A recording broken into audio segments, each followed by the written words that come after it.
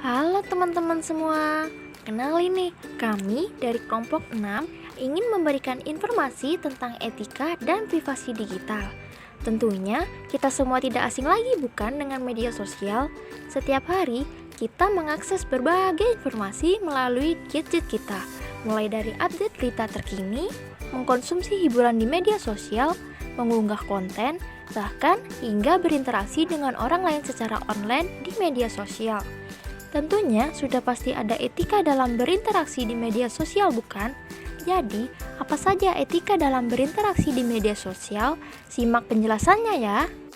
Jadi, sebelum memasuki ke tujuan etika dalam berinteraksi di sosial media, kami akan mengajak Anda untuk mengetahui apa itu etika digital terlebih dahulu.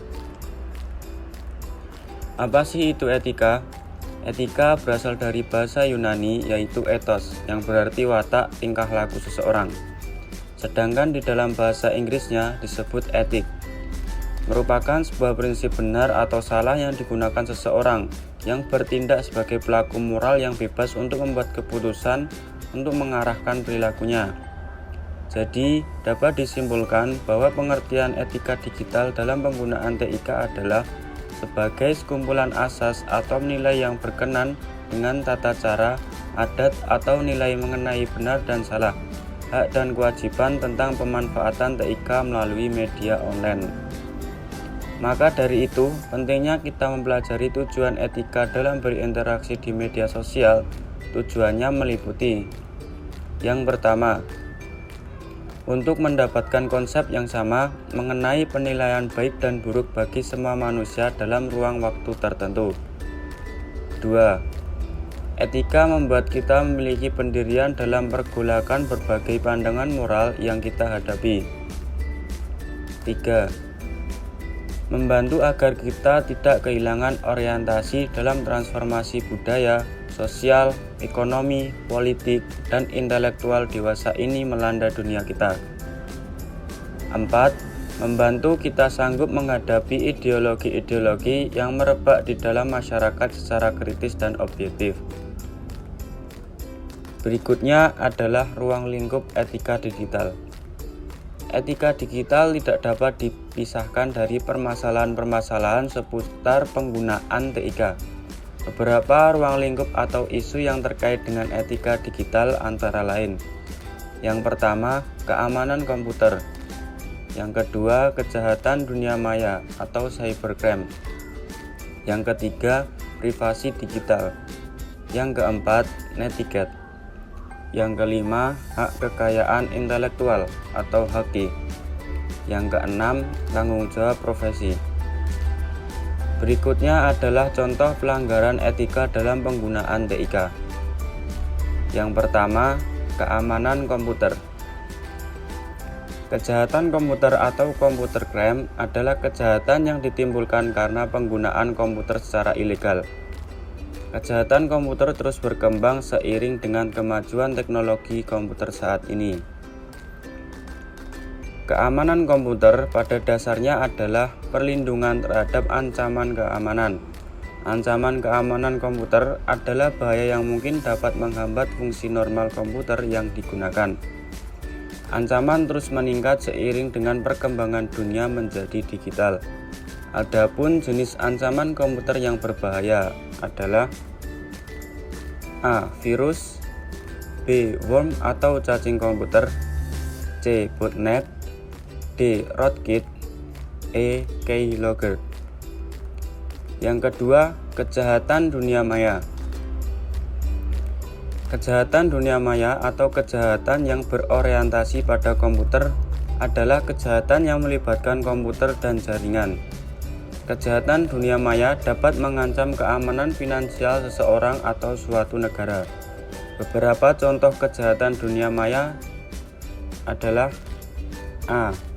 Cyberbullying, B. Cryptojacking, C. Cyber extortion, D. Cyber espionage. Nah, benar sekali nih. Selanjutnya kita ke materi pengertian dan ruang lingkup privasi digital. Apa sih itu privasi digital? privasi digital adalah definisi kolektif yang mencakup 3 subkategori terkait, ada privasi informasi, privasi komunikasi, dan privasi individu. Istilah ini sering digunakan dalam konteks hak privasi konsumen di ranah digital, dan biasanya digunakan dalam praktik bisnis dari banyak pemasar atau pembisnis atau bahkan perusahaan untuk mengumpulkan dan menggunakan data dan informasi. Berikut penjelasannya. Yang pertama, tadi ada privasi informasi, yaitu adalah gagasan bahwa individu harus memiliki kebebasan atau hak untuk menentukan bagaimana informasi digital mereka, terutama yang berkaitan dengan informasi yang dapat diidentifikasi secara pribadi, dikumpulkan, dan digunakan.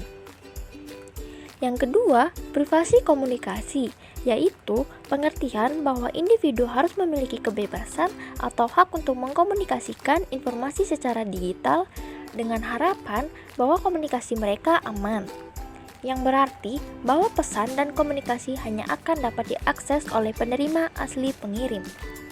Yang terakhir yaitu privasi individu, adalah gagasan bahwa individu memiliki hak untuk hidup bebas di internet, dalam artian bahwa setiap individu dapat memilih jenis informasi apa yang mereka hadapi, dan yang lebih penting bahwa informasi yang tidak diinginkan tidak boleh mengganggu mereka.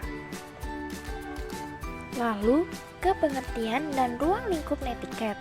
Tingginya tingkat pemakaian internet di dunia melahirkan sebuah aturan baru di bidang internet, yaitu netiquette. Netiquette atau netiquette merupakan etiket dalam berkomunikasi menggunakan internet. Sesuai dengan interaksinya, netiquette lebih lanjut dapat dibedakan menjadi 2, antara lain, yang pertama, netiquette pada one-to-one communication.